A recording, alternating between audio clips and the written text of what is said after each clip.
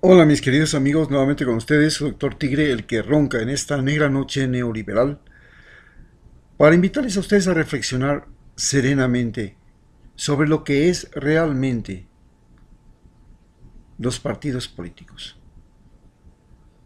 Ustedes tienen que entender, aunque a Rafael Correa no le guste, que los partidos políticos son una mafia, un grupo de personas que quieren el poder para apropiarse de los recursos humanos y los recursos materiales de un país, disponerlos a su antojo y jugar con la suerte y muerte de los habitantes y de todo el país.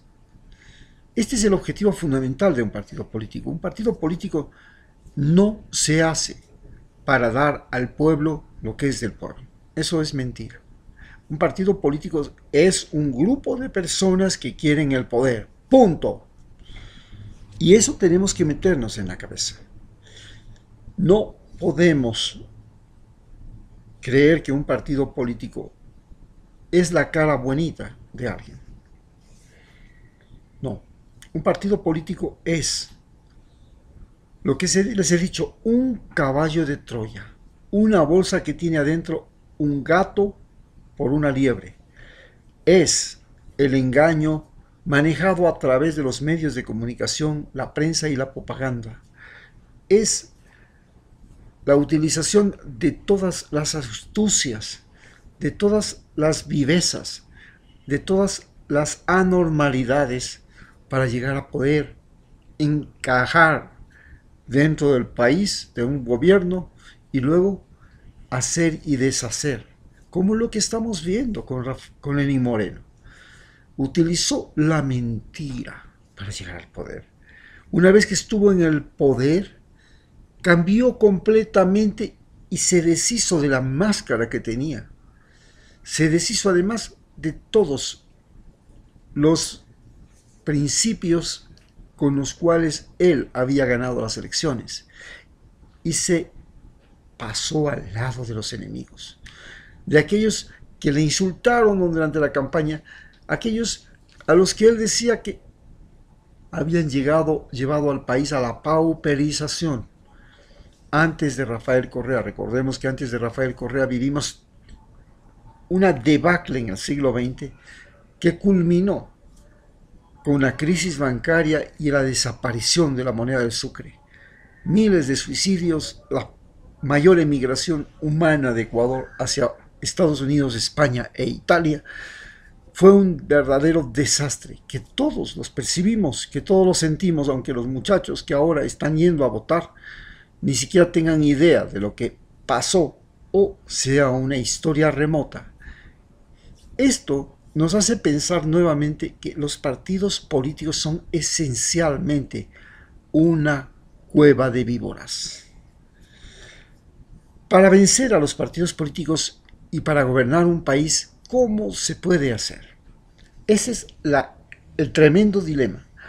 Es que ellos han fabricado un sistema legal, un sistema del manejo del Estado, un sistema del manejo de los medios y la publicidad que les permite a todo este sistema corrupto dominar. Es como si en un país la mafia llegara a dominar y entonces el que no hace lo que quiere la mafia, no paga protección o krisha como se llama, el que no apuesta, la mujer que no tiene un chulo, que es de la mafia, el que ese no puede vivir en ese lugar, porque ese es un territorio de la mafia. Es algo similar a lo que vivimos en Ecuador, en América Latina y en gran parte del mundo, en el mundo. Este es el sistema que tenemos que revolucionar y tenemos que cambiar. ¿Cómo podemos cambiar este sistema? Primero, yo siempre les diré que si van a votar, voten por la persona que ustedes conocen. Y para conocer, vayan a Facebook. Observen, aprendan a reconocer los detalles de un pícaro. Te habla de pobreza, pero tiene un Ferrari. Te habla de solidaridad, pero vive en una mansión. Te habla de corrección, pero ha sido gerente de una empresa como Burlington, por ejemplo, una empresa petrolera. Estos individuos o ha desempeñado un cargo público, ha sido un asambleísta, mírale qué hizo como asambleísta, mírale qué hizo como concejal, mírale qué hizo como consejero, mírale qué hizo como alcalde. Mira si fue coherente con la gente que le puso en el poder o a esos ya les traicionó. Entonces, una vez que ya reconoces a ese individuo, entonces vota. Si es que te conviene, vota sí. Si no te conviene, vota no. Pero más allá de que te convenga o no te convenga, piensa si le conviene a un país, vota sí. Si no le conviene a un país, si es un individuo que puede ser malicioso, que puede ser perjudicial, que puede ser un cáncer para un país, y tú lo crees, lo presumes, te das cuenta, puta, no, anula tu voto. Ese es el primer paso para cambiar el sistema de partidos políticos. El segundo paso es una asamblea constituyente.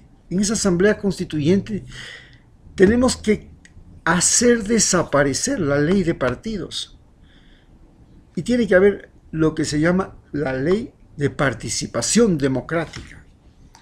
En la ley de participación democrática, la gente participa en elecciones mediante personas formadas por grupos especializados en una sola cosa.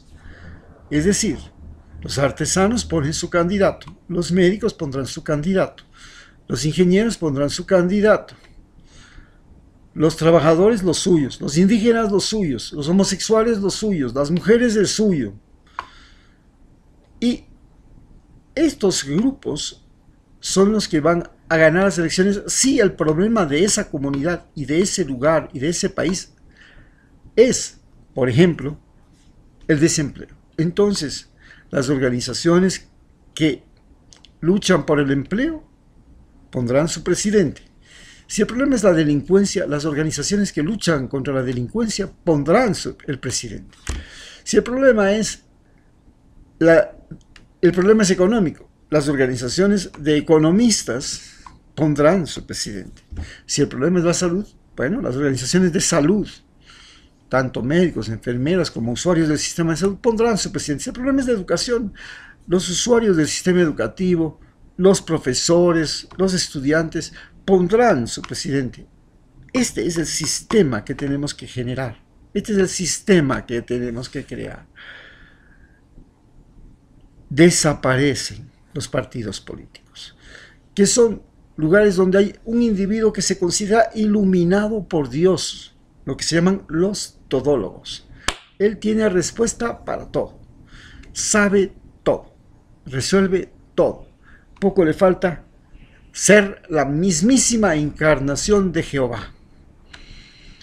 Y es más, cuando llegan al poder, como no pueden explicar cómo están en el poder siendo malos estudiantes, caso de Lenín Moreno, siendo enfermos, caso de Lenín Moreno, siendo mentirosos, caso de Lenín Moreno, siendo traidores, caso de Lenín Moreno, la única explicación que puede existir es que están en el poder porque Dios lo decidió. Y ahora nos preguntamos si Dios existe. Y Dios quiere para sus seguidores un presidente de esas características. ¿Dónde están la gente honesta, la gente sana, la gente valiente, la gente que no miente, la que no comete los pecados, que es el primer pecado es no desearás el mal de tu prójimo, no mentir?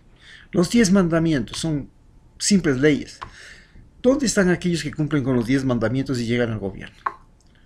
Entonces, si son gente que no cumple con los 10 mandamientos y llegan al gobierno, ni con los 10 pecados, ni con los 7 pecados capitales, entonces, ¿cómo se explica que Dios nos coloque en ese poder? Ahí sí nos tenemos que ponernos en duda de si Dios existe o no existe. Pero lo más importante es que que existe una cosa que se llama la conciencia. La conciencia es menos vital y menos vigorosa en la generación de los 50 años para abajo que en la generación de los 50 años para arriba. Las jóvenes especialmente, que están en los últimos 30 años, se pueden ya dar cuenta con mucha mayor objetividad de que quiénes han sido los pícaros. En cambio, los viejos simplemente seguían por el odio, por el rencor, por el fanatismo contra los comunistas, el fanatismo contra los católicos, el fanatismo contra los evangélicos, el fanatismo contra los homosexuales, el fanatismo contra los corruptos. No saben ni qué es un corrupto ni quiénes son los corruptos. El fanatismo contra los subversivos, el fanatismo contra todo lo que ellos consideran que es malo. Eso es lo que nos está matando. Esta es la forma de cambiar las cosas. Muchas gracias a ustedes. Ya saben, hasta la próxima.